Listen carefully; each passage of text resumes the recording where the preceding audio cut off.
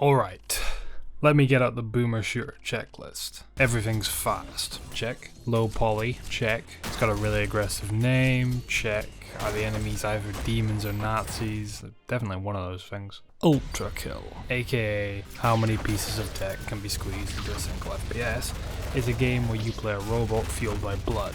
Similar to a talent show judge, except instead of slowly draining the blood out of teenagers and boy bands or your dark magic, you just discombobulate everything organic and hope enough blood lands in your mouth to keep you moving. Which sounds like a joke, but it isn't. The central mechanic of the game is that the only consistent way to heal is by coming into contact with blood. Lore-wise, that's because you're a robot fueled by blood. The game is set in a post-apocalyptic setting where there are no more humans because you've eaten them all. So in a fit of desperation, you have descended into hell to collect more blood and keep yourself alive. The hell in question is based upon Dante's Inferno, with each layer having several levels, all falling under a certain theme, with a boss at the end. Every 3 layers, you move on to a new act, and the game is, or rather will be, made up of 3 acts, totaling 9 layers plus a prelude layer. The reason I say will be is because Ultrakill is an early access game. This is one of the primary reasons, if not the primary reason I hadn't tried it sooner. As it stands, there are 2 completed acts in the game, ready to go, fully playable, as well as an arena mode. But who cares about setting right? You want boomer shooter, me want monster ultra, me want John Deere. Gameplay, tell us about the gameplay. Well, the answer is speed. The game can't force you to be twitchy, it can't force you to be fast, but it'll throw a bit of a tantrum if you aren't. Even on the easiest difficulty, enemy attacks deal relatively high damage, the idea being that you have to actually dodge and have some situational awareness. The movement is relatively standard for a twitchy shooter of this style. You've got your dash, your slide, your wall jumping, your bunny hopping, you can rocket jump. The movement is actually the easy part because it's very similar to a lot of other games in that regard. The difficult part is what to do with your hands.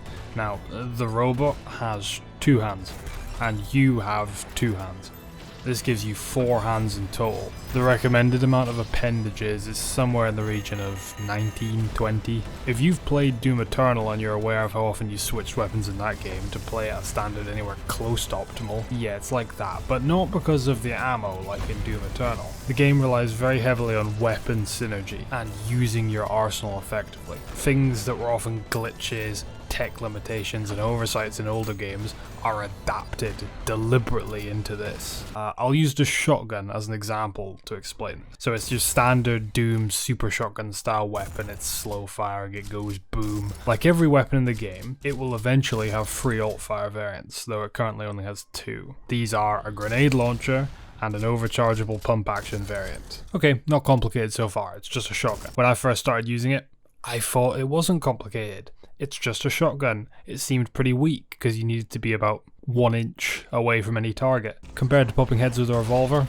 nah, not good. But you've got to look deeper. You've got to activate brain. Firstly, it's a med kit. If you shoot a target at close range, it will explode into a big puddle of gore, which pretty much guarantees enough blood for a full heal. Then, you learn that animation cancelling is actually a feature in this game, deliberately left in, which means you can rapidly switch between the shotgun variants and increase your fire rate, giving you really high DPS. Then you learn you can power your own shotgun blast, which punches one of the pellets forward as a rocket. You can massively overcharge your pump action and create an explosion which damages you very heavily, which initially seems like a downside until you realize just how much damage that explosion does to everything around you. You can shoot the grenades that come out of your grenade launcher to make them nastier. You can shoot the grenades that come out of your grenade launcher with a tank cannon to transform into the Enola Gay. You starting to understand now what I meant by how much tech can you throw into an FPS? The list is endless. And while it may seem impossible to remember, because it is, what you'll actually find is that it means most quick switches between weapons and fire modes will have some synergy and utility. And it's not necessarily hidden in any way. You'll swap from one weapon to the next and you'll pick up, oh, this flows into this, and it'll just come naturally eventually.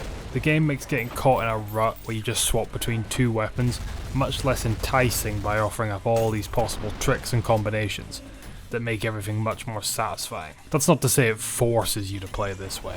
The game rewards you for being fast, adaptable, aggressive, constantly switching weapons through the style scoring, where it flashes lots of pretty colours at you and gives you a nice shiny letter. But there are a raft of difficulty settings to choose from, so while my perspective of the game is based on this one, you can go up to these ones, where the descriptions suggest they don't necessarily pull too many punches in the traditional way of bullets now deal 1 damage and there's only 2 enemies per level. Rather than that, they just slow the game down a bit. So this means if you're newer to FPS games, or more importantly, for reasons out of your control struggle with this style of gameplay, you can actually make it more accessible without fundamentally altering the experience, which is very nice. The enemy design again feeds into the notion of some combinations make specific enemies comically easy, others are completely useless against them. You're rewarded both for experimenting and for finding the most efficient ways to deal with specific encounters. Especially these fucking things. God damn it, I never want to see another one of these blue bastards ever again. I hate them. Bosses, outside of the prelude with it, just mini bosses, are a beast unto themselves. They alternate between gargantuan demon monsters and small fast enemies which effectively work to simulate a PvP battle. They're difficult but fair, satisfying to beat, and they help teach you some of the game's more finicky mechanics, such as omnidirectional dodging and parries. The charming, vaguely supernatural setting is enhanced by the soundtrack, which is mostly your sort of standard, very aggressive shooter soundtrack, but then is interlaced with some really nice bits of atmospheric music. I can't explain to you why this piece of slightly weird liminal music is so perfect for this box hub. But it just is. It just works. I don't know why. Couple this with each layer having a unique aesthetic and vibrant colours, the look of the game never gets stale. Going from act to act felt like an actual adventure, instead of just grinding your way through levels, which, this might sound blasphemous, but is always what Doom 2 feels a bit like. Now, again, normally I would cautiously advise people to consider buying an early access game very carefully. These concepts can be turned to doo-doo in a matter of days with the wrong management. But honestly, the game itself is done, it's built, it's finished. The early access just refers to content the man's too honest to rebundle as DLC. Not that anyone would do that. Yeah, it's not completely impossible that the third act might be unplayable. Yeah, it's not completely impossible that a weapon or mechanic gets added that somehow ruins the game. But does that not seem a little far-fetched? It does to me. He clearly knows what he's doing. He's got a vision here. He's probably got it all mapped out in some kind of weird, a beautiful mind sketch on his walls. I cannot see anyone regretting buying this, even at full price.